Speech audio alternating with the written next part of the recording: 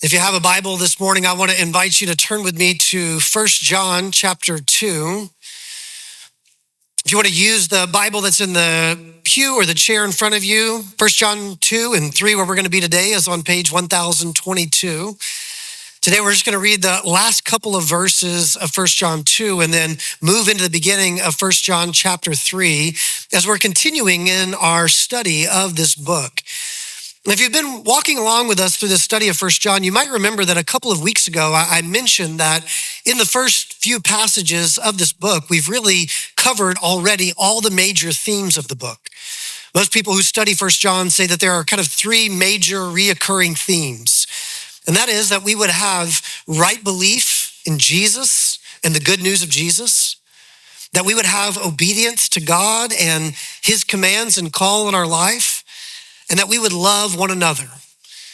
These seem to be the three themes that John is going to touch upon all throughout this letter, because John is just like really, I think, any great teacher. Any good teacher knows that if you want your hearers or your readers or your students to learn something, you don't just say it once.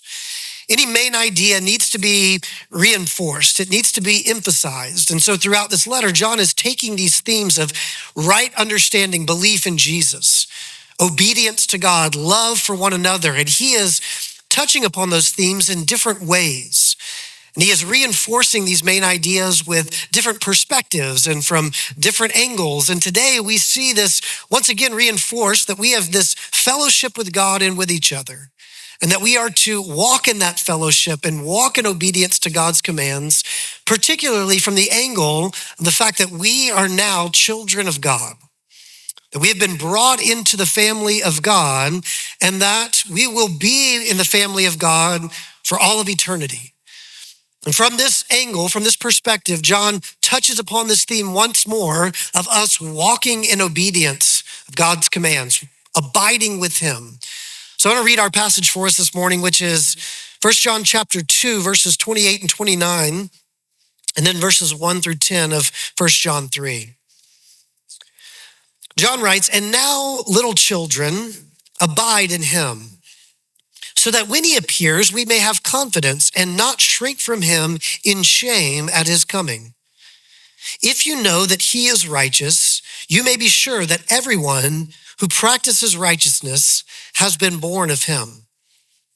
Into chapter 3, "See what kind of love the Father has given to us, that we should be called children of God. And so we are. The reason that why the world does not know us is that it did not know him.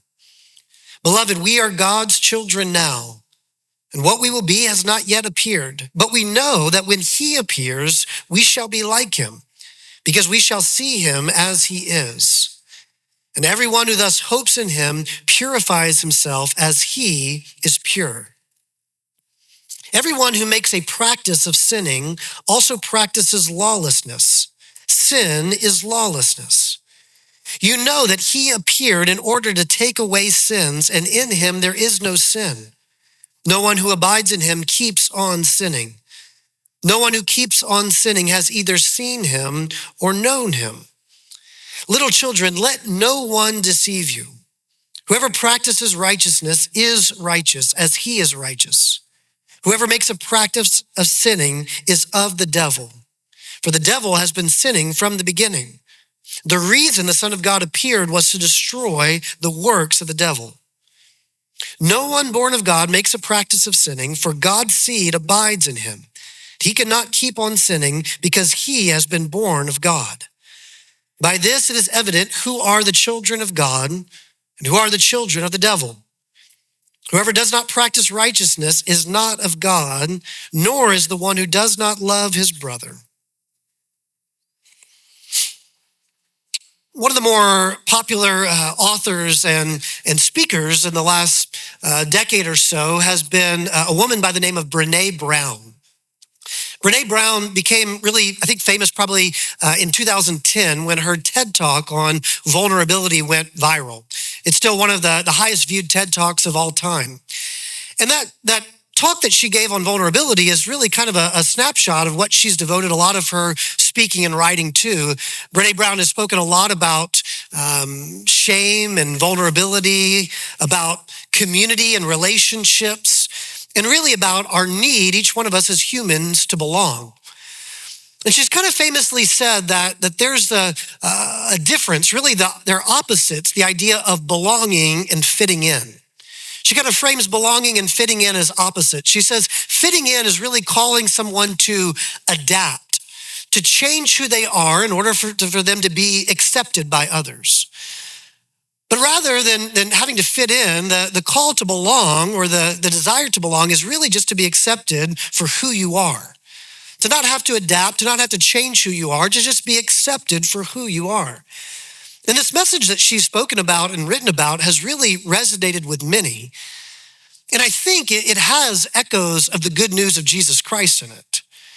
You think about the different religions of the world, so many different religions and belief systems would call you to adapt, would call you to fit in.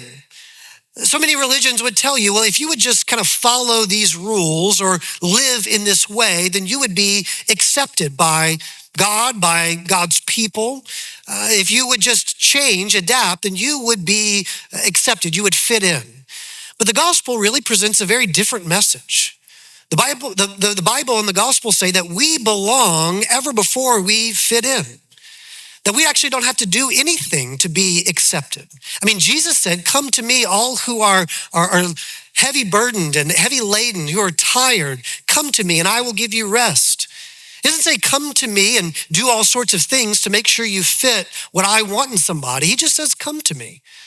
Similarly, the Bible says that we are saved by God's grace, not by our works. The Bible's very clear. We don't have to do anything to fit in as people. We don't have to do anything to adapt in order to be accepted by God. I think because there are traces of the gospel in this message, it resonates with so many people who really do long for belonging. But I do have to tell you, I don't think Brene Brown preaches the true gospel. Not that she would claim to, but I do think in our culture today, voices like this really share echoes of the good news of Jesus while also being quite off path of what is actually good news. You see, if you listen to Brene Brown, as much as I think she's really helpful in talking about belonging, what she'll say is that the very first place that you need to belong is to yourself. Belonging begins with belonging to yourself. And she says that offers a sense of security and kind of assurance of belonging to who you are. But I actually don't know if that's good news. I think the idea of belonging to yourself kind of sounds good, but I think it's actually it puts a lot of pressure on us to really kind of know who we are and be able to find our identity within ourselves. Belonging to yourself, I feel like it sounds good, but it kind of leaves you just kind of with a theory that you're just kind of floating around, hoping that you can belong to yourself, but you actually don't have anything objective to ground your belonging in. See, the Bible actually offers a much better message. The Bible says you don't first belong to yourself, but you first belong to God. The God who created you to bear his image. The Bible says that because of Jesus' life and death and resurrection, that he is inviting you to belong to him. Body and soul, those who trust in Jesus belong to Jesus. We are united with him in such a way that we are accepted into the family of God, accepted by God, not based on anything that we do, but we are given this belonging that is real, tangible, grounded in the fact that we belong not to ourselves, but to God. And Brene Brown says, because you first belong to yourself, true belonging actually never calls you to change who you are, just calls you to be who you are. And again, I think that sounds nice at times, but what if you do want to change who you are? Like, I don't know about you, but there's a lot of things about me that I would like to improve or grow in. Sometimes I don't want to be who I am in and of myself. And the Bible actually says that belonging to God actually does allow you to be who you truly are, but it's not a you that you're going to find by looking within, but it's a you that you're going to find by looking up to the one who created you to bear his image. The Bible actually the gospel offers us a place to belong, but a belonging that will not leave us as we are, but transform us totally. And that's actually what I think this text is all about. I think this text is very relevant to what our culture is saying right now, to what we often think and feel in terms of belonging. This passage from John is saying we actually, when we come to Jesus, we belong to God. We belong to Jesus, but it's a belonging that would change you. It will change you now and it will change you for all of eternity. Let me show you where I think we see this in the text. Let's start with the end of chapter 2. These are kind of, I think, transition verses as John is moving from kind of one focus to the next, setting up what we see in chapter 3. So he says in chapter 2, verse 28, "And now, little children, abide in him, so that when he appears, we may have confidence and not shrink from him in shame at his coming."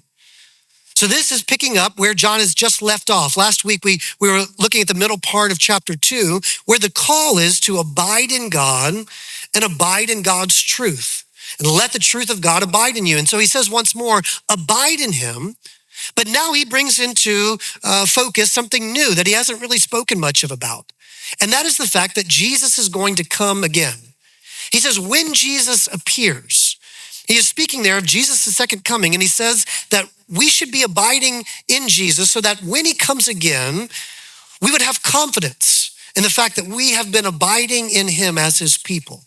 That we would have no reason to be ashamed, to shrink back from him, but actually would be able to continue to come to him as he comes to us.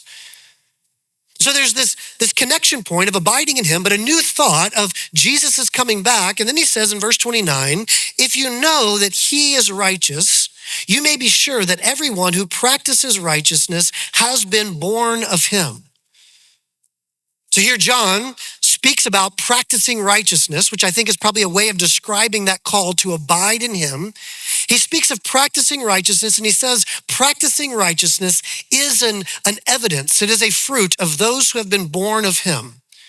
So here's this kind of framework that I think John has set up in these two verses. Those who have been born of God or born of Jesus will practice righteousness until Jesus returns, where they can meet him or have him return to them with confidence and not shame. So he says, those who have been born of God are practicing righteousness until Jesus returns. That's what I think we see in verses 1 through 10 of chapter 3. And so let me just kind of help us to see that by breaking our thoughts down into a few different categories, if you will, that I think John is speaking to. The first one that he's already touched upon, and then he speaks of at the very beginning of chapter 3, is our new position. If you're taking notes, if you like to fill in the blanks, you'll want to make sure you get that one. John, I think, speaks of here our new position as the people of God. He's already said that we are little children, and I think many times he uses that in reference to the fact that he's like a father in the faith. And he says that we've been born of God, but now he'll speak more specifically to our new position in Jesus Christ, starting in chapter 3, verse 1.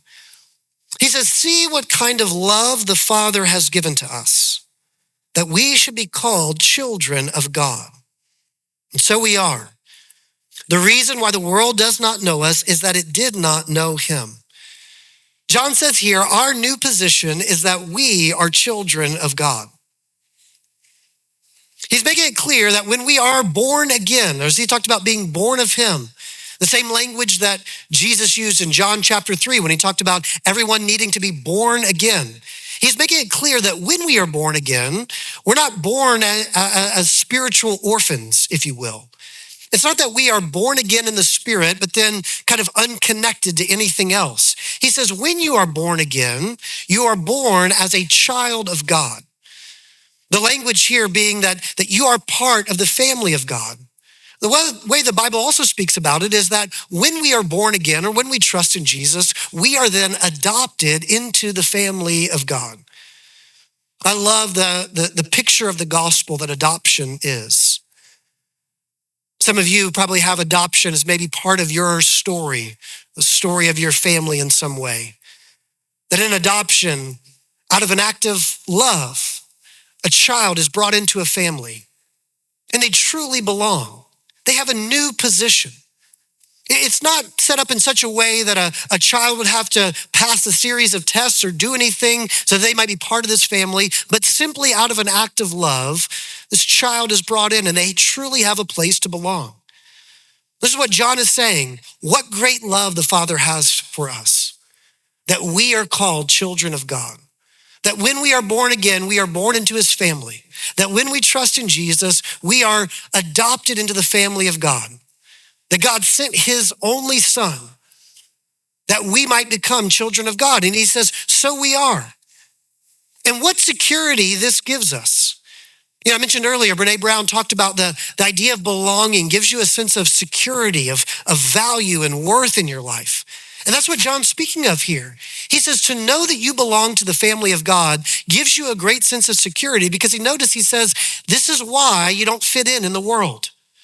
See, again, many times the world would call you to fit in. Our culture will call us to adapt, to make changes to our life, to be accepted. But what John is saying here is you actually are accepted by God purely because of the love of God. You are brought into the family of God purely by the grace of God. This is your new position. And it fortifies you. It secures you for anything that the world might throw at you. If you live in this world and you are not accepted by the world, if you feel like you don't fit in, he says, this is because you already belong to God, the one who did not fit in the world. What security this new position gives us, so much so that he emphasizes it again in the beginning of verse 2. He says, beloved, we are God's children now. Would you take just a moment and think about that for yourself? That if you've trusted in Jesus, you are a child of God. I think John is saying this new position should be central to the way we see ourselves because it is central to the way God sees us. That if we're going to think like God thinks, then we would see ourselves as children of God. Do you think about yourself in that way on a regular basis? Do you think about the fact that you belong to God, not because of what you've done, but because of how he loves you? How can you remind yourself of that more regularly? Maybe even now you would start to think about ways that you could remind yourself of this new position, that you are a child of God, that you could be grounded in that reality more regularly. John says this is what has happened because Jesus has come, but then he turns his attention, as he already has at the end of chapter 2, to the future and the fact that Jesus is coming again. And he turns from speaking about our new position to our future promise. So this is the second part of the framework in which John is saying we have this new position as children of God. When we are born again, we are brought into the family of God. And with this new relationship that we have, with this new status that we have, we also have a new future. That there is a promise that not only is he going to return, but that means something for us. It says in verse 2, beloved, we are God's children now, and what we will be has not yet appeared. But we know that when he appears, we shall be like him because we shall see him as he is. John is saying, this is true of you already. He's called us to walk in the light, and he has said, you are already in the light. He's called us to abide in the truth, and he says, you already know the truth. These things are already true of the people of God, but he says they're not as they will one day be. In other words, what is true of us right now positionally will one day be true of us perfectly. That right now our status is that we are children of God, but one day we will actually look like our Father. One day when Jesus returns, we will be like him, as he says. I don't think he's saying there that we're going to become gods ourselves. We're going to become like him in every way. But I think what he's saying is we were created to bear the image of God. We are going to one day do that perfectly. That one day all of our flaws and our imperfections will be wiped away and we will be made new. This is something so important for us to think about because sometimes when we think about Jesus coming back, we might think of all the problems in the world that he is going to fix. We might think about all the kind of external realities that are going to be made new, and that's very true and very important. But do we remember that when he comes back, he is going to make us new? Sometimes we might joke about, kind of longing for a glorified body. Like we can't wait till one day we have a body that doesn't break down. And that's true, we should long for that. But do we also long for the day when he returns and we are like him in every way? Meaning without sin, without struggle, without falling into those temptations anymore. What John is saying here is that something has happened to us positionally. What the Bible speaks about is justification. We have been justified by God. We now belong to him. But what John is saying is that one day we will experience what we often refer to as glorification. That what is true of us in terms of a status will be true totally of us. That we will be like him in every way. This is our future promise. It's not just about what God has done in our lives, but the fact that he is still working and that there is still a future for us. I often like to remind us that when we come around the table, we are looking back to Jesus' death, his body broken and his blood shed. But we're also looking forward to a day when we will gather around the table at the marriage supper of the Lamb. And one day we will get together for the wedding feast when Jesus returns, and in that day we will be a perfect, spotless bride. Which means each one of us will be perfect people just like him. This is an assurance that John wants to give his readers, that this promise is awaiting us. That what is already true of us will become even more true, if you will, or will be lived out in a greater reality when Jesus returns.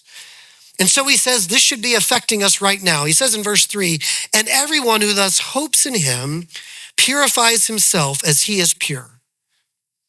In other words, if you already know that you are a child of God, that your position has been changed, and you know where your future is headed, the hope that you have, the promise that you have, then it will change you right now.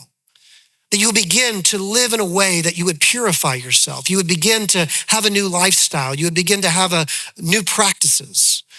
That's the last part that I just want us to consider this morning, is our current practices.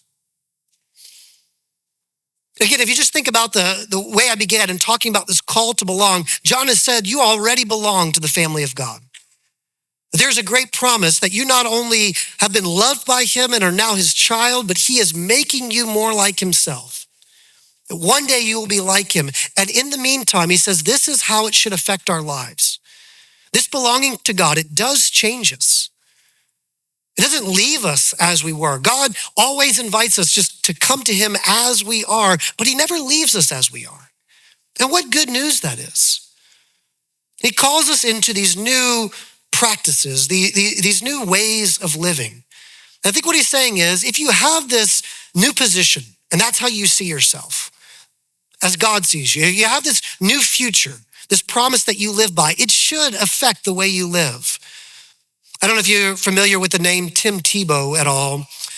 Some people who follow sports might know Tim Tebow. He had a tremendous college career at the University of Florida. To tell you, I wasn't always a fan of his. The University of Florida is a rival of LSU. So I can just confess there's been times when I've been in Tiger Stadium booing Tim Tebow, telling him how he wasn't good at football. And I don't think he could hear me, but wasn't always a fan of his. He went to the NFL and had a decent career. But he's always been an outspoken Christian. His faith has always been a big kind of verbal part of his life and what he has talked about. And as he's moved on from football, he's kind of devoted more time, I think, to ministry and speaking about the gospel. And I heard him talking recently one time with some others, and he was just kind of relating life to the game of football. And he was saying, if we were in a game at halftime, we were in the locker room and it was a really, difficult, hard game. We're just getting beaten up. Like it's a battle out there. And someone was to come in and to say, you know what? I don't know. I'm from the future. I know how things play out and you guys are going to win the game. He said, knowing me and my team that I was playing with, that would not have made us passive or lazy. If someone could guarantee us victory, we wouldn't go out and just kind of give a half-hearted effort. He said, if we knew that we were going to win, it would actually inspire us to play harder, to know that victory is secure. So now we can go out and do the plays that we've practiced. And what he was trying to say is that if we know the end of the story, the fact that Jesus is coming again, the fact that God is going to win in the end, shouldn't that change the way we live today? And I think John's making the same point. If we have a new identity and that we belong to God, if we have a new future in where we are headed, shouldn't it change our current practices?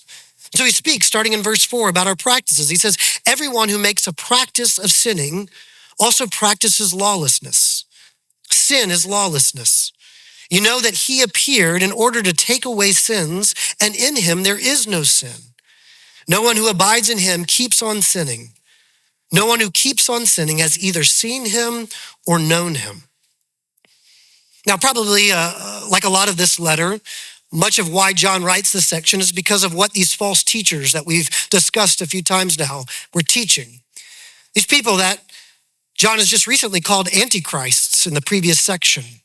He's probably speaking about this idea of practicing sin and practicing sin being practicing lawlessness, because this was a message that they were preaching. They were probably saying something to the effect of, if you have a right relationship with God through this kind of spiritual enlightenment, then the law doesn't matter anymore.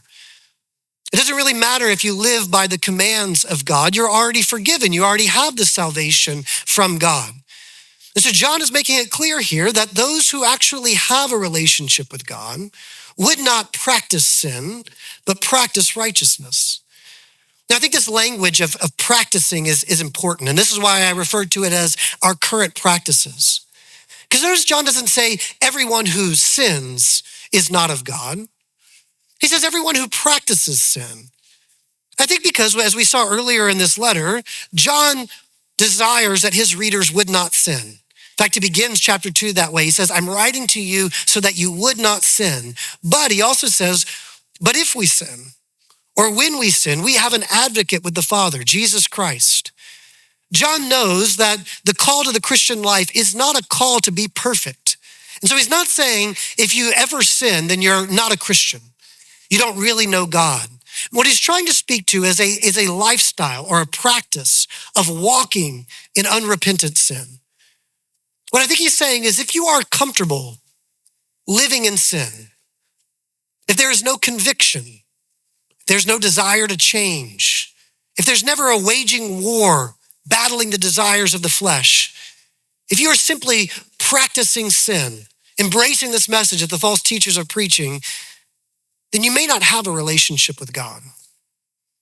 He's speaking very clearly here, and he uses some really challenging, difficult language. I mean, he goes on and say in verse 7, he says, little children, let no one deceive you. Whoever practices righteousness is righteous as he is righteous. Whoever makes a practice of sinning is of the devil. For the devil has been sinning from the beginning. The reason the Son of God appeared was to destroy the works of the devil. Notice here, he uses strong language by saying those who practice sinning, who make a lifestyle of sin, they are of the devil. That's not language I would probably encourage you to use very often, calling people of the devil. But John is trying to, I think, speak with love and clarity, as he has just referred to them as antichrists, meaning against the message of Jesus Christ. He is now saying these people who promote that you can claim to have fellowship with God without walking in obedience to God's commands, they are opposite of what God is doing. If God is making all things new, they are in the process of seeing all things destroyed. They are working with the devil. And notice what he has said twice here. He talks about why Jesus has come. Back in verse 5, he says, Jesus came to take away sins. Now he says in verse 8, Jesus has come to destroy the works of the devil. As we're getting now just less than 2 months till Christmas, and we enter into this Christmas time very soon, maybe these verses would stick in your mind when you think about Jesus coming to be born. Jesus was born, lived a life, died a death, rose from the dead to take away sin and to destroy the works of the devil. This is why he came. It's also a picture of what we were just thinking about earlier in the service, of him being both the lion and the lamb. He is the lion who has come to conquer the enemy, to destroy the devil, and he is the lamb who laid down his life that we might be forgiven of our sins. What John is saying here is, if Jesus came for this very reason, to take away our sins, if he came to destroy the devil, how could we claim to be his children and yet walk in the very things for which he gave his life? How can we make a practice of joining in with the world and the devil if the whole reason Jesus came was to destroy the works of the devil? Now, when you hear a message like this, I think we always have to be careful not to fall into a legalistic spirit with it. So many times you could hear this and you might start to get the idea, well, God loved me and brought me into this relationship, but if I want to stay in this relationship, I better get my act together. If I really want God to continue to love me, I need to continue to live for him. That's not the message that I think John is trying to send. A child who has been adopted by love into a family should not live in fear that they will one day be kicked out of the family for their bad actions or their bad habits. True adoption means that they belong to the family, good times and bad, sins and obedience. He's not saying here that you have to worry about being removed from the family of God, that you have to keep God's love by acting in a certain way. I think he is saying, look at the fruit of their lives. You'll know, just as he spoke of last week, who the false teachers are by the way they are living. And you'll know who are the children of God by the way they are living. It says, no one, verse 9, born of God makes a practice of sinning, for God's seed abides in him, and he cannot keep on sinning because he has been born of God. By this, it is evident who are the children of God and who are the children of the devil. Whoever does not practice righteousness is not of God, nor is the one who does not love his brother. Again, notice the language there. By this, it is evident. John is not saying, here's how you keep being a child of God and keep his love for you. He is saying this is the fruit that will be produced in someone's life. Do they seek to walk with the Lord? Do they stumble and stray but desire to walk in God's righteousness? Or do they make a practice, a lifestyle out of walking in unrepentant, unconfessed sin? If you're hearing this message and you and all are being worried about your salvation, saying, gosh, do I sin too much? I think you're missing John's point here, and I hope I don't convey that tone to you. John says he is writing this that we would have confidence when Jesus returns. He doesn't want us shrinking back in shame because of our sin. He is writing that we would know our new position, we would know our promise, and so we would then abide in him and practice righteousness. I think this passage should be encouraging to the believer, an assurance of salvation of what God has begun doing in you. This process now of sanctification will be continued until you are like him in every way. This passage should be assuring for the believer, but it should be convicting for the unbeliever. To think about the fact that Jesus will one day return, and that certain people should shrink back in shame because they've not chosen to belong to God. I think this passage was intended to be a wake-up call to false teachers, maybe a wake-up call to those who don't believe in Jesus. But it's a wake-up call of an invitation. Not just a word of warning of coming judgment, but an invitation to come and to truly belong, to consider the great love that God has for you. That he wants to bring you into his family to be a child of his. That he wants to give you security while you're here, begin to transform you in this world, and then one day, for all of eternity, you to be with him, to be like him. Here is this invitation to a better good news than the world offers, to truly belong in a way that transforms us today, every day, and for the rest of eternity.